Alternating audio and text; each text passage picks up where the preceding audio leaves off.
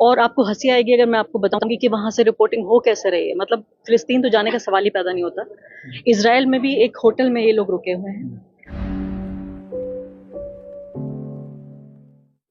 देखिए, जो आतंक फैलाता है उसको आतंकवादी तो कहा जाएगा। अब वो सरकार से स्पॉन्सर्ड आतंकवाद है या गैर सरकारी आतंकवाद है, सिर्फ ही फर्क इस बात का है। मैं इसमें नहीं पढ़ना चाहती कि कौन किसको क्या कह रहा है, लेकिन फर्क ये है कि ये सेलेक्टिव रिपोर्टिंग क्यों हो रही है। क्या वाकई इसराइल भारत का इतना कोई करीबी दोस्त है? क्या इसराइल नेपाल है? क्या इसराइल, मुझे लगता है बहुत सारे पत्रकार जो वहां पहुंच चुके हैं वो नक्शे में भी नहीं बता सकते हैं कि इसराइल है कहाँ। उसके बावजूद भी जो उनको वहां लेके गया है वो है एक पूरी कंस्टिट्यूएंसी। एक ऐसी पूरी कंस्टिट्यूएंसी तैयार हो गई है जो कुछ भी मुस्लिम नफरत के नाम पर खरीदने को तैयार है। ये लोग वहां पर गए हैं ये बताने के लिए, दिखाने के लिए कि स्टूडियो से नफरत फैलाना काफी नहीं था। इसके लिए हम बाकायदा टिकट खरीद के जा सकते हैं। और आपको हंसी आएगी अगर मैं आपको बताऊंगी कि वहां से रिपोर्टिंग हो कैसे रही है। मतलब फिलिस्तीन तो जाने का सवाल ही पैदा नहीं होता। इसराइल में भी एक होटल में ये लोग रुके हुए हैं। होटल से ही अंदर से पीस टू कैमरा करते हैं, आप लोग जानते हैं अच्छे तरीके से। वहीं से रिपोर्टिंग करते हैं, यानी कि जो आप स्टूडियो में आराम से कर सकते थे वो चीज इजरायली अधिकारी सोशल मीडिया के जरिए और अपनी प्रेस कॉन्फ्रेंसेस के जरिए सारी सूचनाएं वैसे ही दे देते हैं। वहां आके उस होटल में भारतीय पत्रकारों को कोई एक्सक्लूसिव इन्फॉर्मेशन नहीं दी जा रही है, लेकिन वहां पर एक होटल में बंद होकर सिर्फ ये कहने के लिए कि हम यहाँ पर मौजूद हैं ताकि नफरत फैलाई जा सके। 2024 के चुनाव के मद्देनजर ये लोग उम्मीद कर रहे हैं कि ये लंबा देखिए खींचने वाला है ये पूरा झगड़ा। और 2024 से पहले अभी 5 राज्यों में जो विधानसभा चुनाव है, जिसमें से प्रेडिक्शन ये है कि इसमें से 4 कम से कम और हो सकता है 5 भी बीजेपी हार रही है। तो ये सब लोग गए हैं, अब ये चुनावी कैंपेन करने के लिए गए हैं दरअसल बीजेपी के लिए इसराइल जाके, ताकि और ज्यादा एक फसाद का नया एक मोर्चा खोला जा सके। अक्षय उपाध्याय लगातार कह रहे मैं तो मरते मरते बचा। अब मैं इंडिविजुअल जर्नलिस्ट पे कमेंट्री नहीं कर सकती हूँ, लेकिन आपको पता है कि युद्ध की रिपोर्टिंग है तो फिर आप बचेंगे भी। कल मैं एक देख रही थी, बड़ा हास्यास्पद वीडियो था जिसमें एक भारत का ही पत्रकार था, एक इन्हीं टीवी चैनल में से एक को पीछे जो जोर जोर से बोल रहा था, तो उसको इजरायली फौजी को से बताना पड़ा कि तुम जहां हो वो तुम्हारा स्टूडियो नहीं है, खामोश हो जाओ, यहाँ युद्ध चल रहा है। मैम, कुछ लोग इसको आतंकवाद की लड़ाई बता रहे हैं, कुछ लोग इसको आजादी की लड़ाई बता रहे हैं, आप कैसे देख रहे हैं? देखिए, पूरे तौर पे मैं कहती हूँ कि इसका जो टूल है वो अलग हो सकता है, लेकिन आज जो हमास ने किया वो एक बहस हो सकती है कि ऐसा करना चाहिए था। क्या जो फिलिस्तीन की आज़ादी का पूरा मुद्दा है, क्या उसे फ़ायदा पहुंचाया या नुकसान पहुंचाया। लेकिन ये नहीं भूल जाना चाहिए कि ये पूरी जो लड़ाई है ये 23 लाख फिलिस्तीनियों की लड़ाई है, ये कुछ 100 और कुछ हज़ार हमास की लड़ाई नहीं है।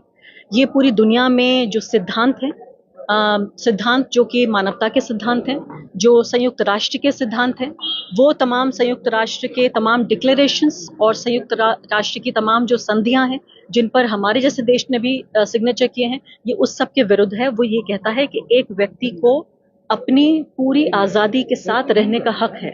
जैसे महात्मा गांधी ने कहा था कि फिलिस्तीन उतना ही फिलिस्तीनियों का है जितना इंग्लिस्तान अंग्रेजों का है और जितना हिंदुस्तान भारतीयों का है। तो ये लड़ाई, ये संघर्ष 75 साल पुराना है और मुझे नहीं लगता कब तक चलेगा। मेरी नज़र में एक ऐसे व्यक्ति के तौर पर जो मानव अधिकारों को सबसे ज्यादा मैं प्राथमिकता देती हूँ, मुझे लगता है कि ये पूरा मुद्दा 75 साल पुराना मुद्दा है। ये 4 दिन 5 दिन पुराना मुद्दा नहीं है। और ये मुद्दा है फिलिस्तीन के 23 लाख लोगों की आज़ादी और उनके बुनियादी अधिकारों। इजराइल ने कहा गाजा को खाली कर दीजिए, और हमारे प्रधानमंत्री मोदी इजराइल का समर्थन कर रहे हैं। प्रधानमंत्री मोदी ने जरूर ट्वीट किया है कि वो इसराइल का समर्थन कर रहे हैं, लेकिन आप विदेश मंत्रालय का वो पढ़िए जो उन्होंने स्टेटमेंट जारी किया है, जिसमें कहा है कि फिलिस्तीन को अपने लिए पूरा अधिकार है। देश की जनता बहुत, आप दोनों चीजें पढ़िए। आप कहाँ जाए, देश की जनता समझ नहीं आ रहा, देश की जनता बहुत सस्पेंस में है, क्या करे। सस्पेंस की कोई जरूरत ही नहीं है। मुझे लगता है ये तस्वीर बिल्कुल साफ है कि आजादी, अधिकार और जो बुनियादी मानव अधिकार हैं उनके लिए खड़ा होना है। एक हिंदुस्तानी को सिर्फ ये सोचना चाहिए कि उसे अपने लिए क्या चाहिए, जितना उसे अपने लिए चाहिए, जितना उसे अपने लिए चाहिए उतना ही उसे फिलिस्तीन के लिए भी सोचना चाहिए। योगी आदित्यनाथ का बयान आता है, वे कहते हैं कि जो भारत सरकार के खिलाफ होगा तो हम उसके ऊपर कार्रवाई करेंगे। देखा गया एएमयू में आंदोलन हुआ और एएमयू के 4 छात्रों पर केस दर्ज कर लिया गया। मुझे लगता है कि फिलिस्तीन, अभी भारत का संविधान ये कहता है कि किसी भी नागरिक की आजादी के लिए, किसी भी नागरिक के जो कानूनी अधिकार हैं उनके लिए आवाज उठाना अभी भी संविधान में गैर कानूनी नहीं है। अलीगढ़ के सांसद, भाजपा के जो सांसद है, वो कह रहे हैं कि एएमयू में जो छात्रों ने प्रदर्शन किया है उनके खिलाफ सख्त से सख्त कार्रवाई करेंगे। अब देखिए, यहाँ तो जब आम जनता नाराज है, आजाद है सब कुछ कहने के लिए, तो अब नेताओं का क्या जिक्र करें। मैं तो सिर्फ सीधे तौर पे इसको देखती हूँ कि इसको हिंदू मुस्लिम राजनीति के एक नए मोर्चे के तौर पर खोला जा रहा है। इनको नहीं पता कि फिलिस्तीन का इतिहास क्या है, नहीं पता कि जो इजराइल है उसके आतंक का कितना पुराना इतिहास है 75 साल में।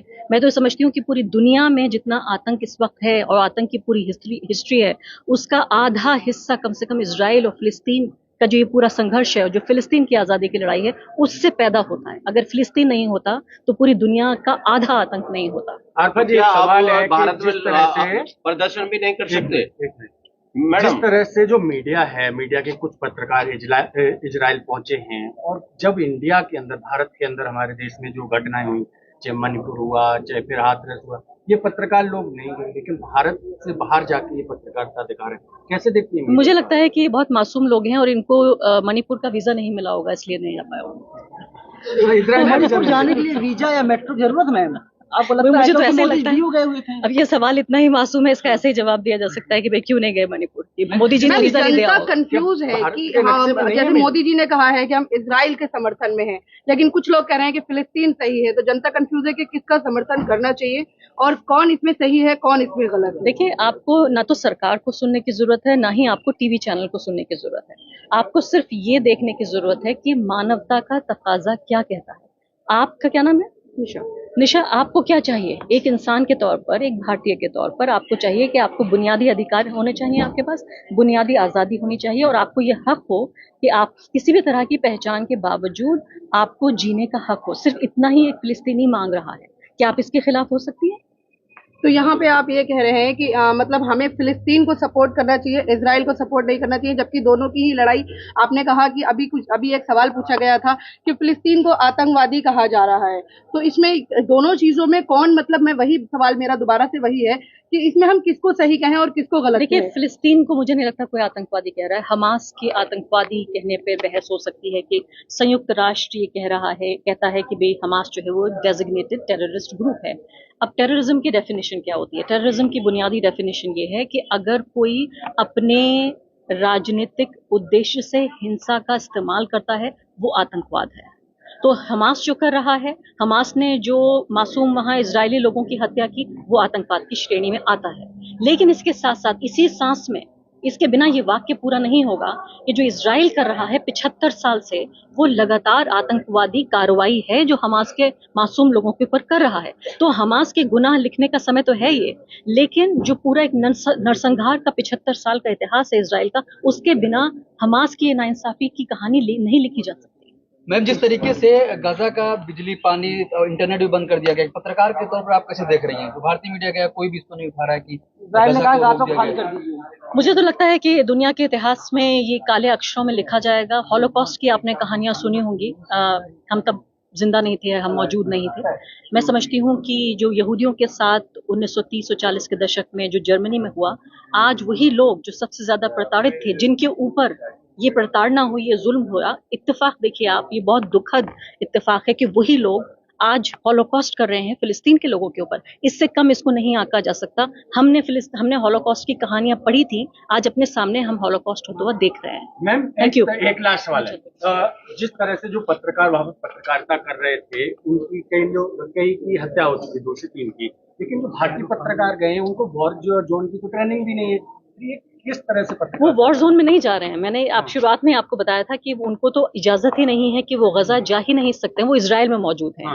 अब यहाँ झगड़ा हो रहा है 2 पार्टियों के बीच में। मान लेते हैं कि 2 पार्टियां हैं, लेकिन उसमें एक ही पार्टी की सूचना आप आगे पहुंचाते हैं, एक ही पार्टी के देश में उसके होटल में रहकर आप उसे युद्ध को कवर कर रहे हैं। तो आप तो सिर्फ एक देश का एजेंडा आगे बढ़ाने के लिए गए हैं, आप कोई युद्ध कवर करने के लिए नहीं गए हैं। इससे बड़ा कोई झूठ नहीं है। अब भारतीय मीडिया तो एक मजाक हो ही चुका है। आपको ये भी मालूम होगा कि पूरी दुनिया में इस वक्त पूरे जो वेस्टर्न मीडिया के लोग हैं, जो फैक्ट चेकर्स हैं, वो ये हैरान हैं कि आखिर वो फैक्ट चेकिंग बाकी जगहों पे तो कर रहे हैं, लेकिन ये हिंदुस्तानी लोग फेक न्यूज क्यों फैला रहे हैं? सिर्फ फैला नहीं रहे हैं, बना भी रहे हैं। क्रिएशन ऑफ फेक न्यूज, यानी इजराइल और हमास के इस पूरे युद्ध में भारतीय मीडिया फेक न्यूज को क्रिएट कर रहा है। लेकिन इससे इंटरनेशनल इफेक्ट पड़ेगा, इंटरनेशनल बदनामी हो रही है और लोग ये सोच रहे हैं कि पूरी दुनिया में जो सबसे बड़ा लोकतंत्र है और सबसे बड़ी आबादी वाला देश भी है, वहां ये देखिए कि आप सच्ची खबरें तो दूर की बात है, फेक न्यूज फैलाना भी दूर की बात है, बनाई जा रही है। जो भारत के अंदर हुआ करती थी वो विश्व पटल पे पहुंच गई है। हाँ, हंस रहे हैं लोग कि देखिए कि ये भारत का मीडिया है। खबरों में बने रहने के लिए फोरम 4 को सब्सक्राइब करें और नोटिफिकेशन पाने के लिए बेल आइकन दबाएं।